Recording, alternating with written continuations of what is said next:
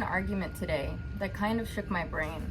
It made me question and wonder about my own experiences in a similar state. Why didn't she just go to the police and file a report, they said. Surely it wasn't real if she didn't tell the cops what happened. I nodded my head like I agreed. Why wouldn't someone just go to the police? It has to be simple to report that kind of crime, but that thought kept me up the entire night tonight. So I wondered if that was the solution. How come it never crossed my mind? That night's events flashed across my eyes as it's done for the past 5 years from time to time, and I wondered, would that have made it right if I had gone to the police that night? But truth be told, it didn't even cross my mind. As I put on my clothes the morning after, I knew that something was wrong. The pit in my stomach growing like a tumor that didn't belong, a violation of the worst kind, 18 years old, and I think that was the last time I felt my youth die. He took that from me like he was a thief, and still I had zero thought of calling the police.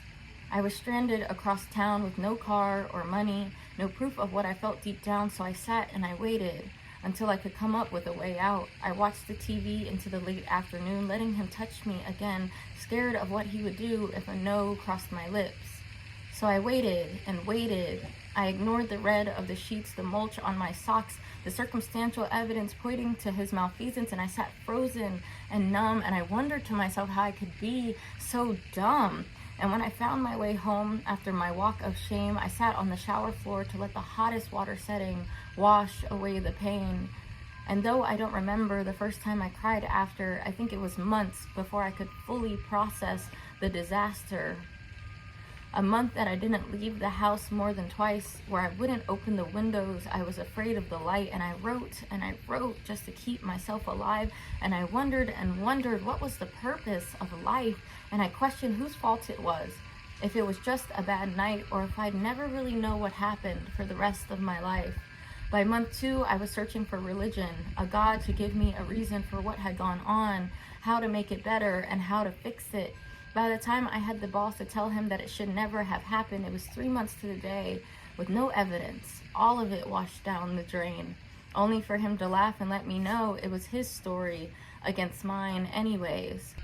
So I thought of the words that kept me up tonight, and I wondered why I hadn't gone to the police, why I hadn't done what was right.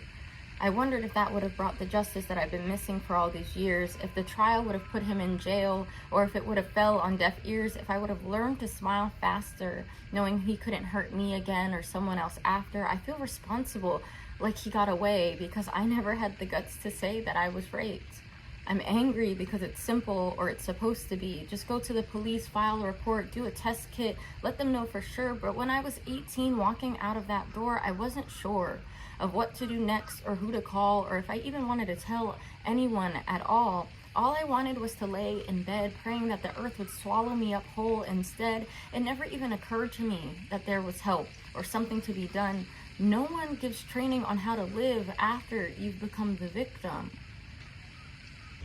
I ask often why he went after me. Was I a target or just a cheap opportunity? Was I what he wanted, that he was willing to attack so violently? I wondered if I had been able to walk that night, would I have put up more of a fight, or if it was better for him that I remained comatose inside. Maybe not raping girls just never crossed his mind.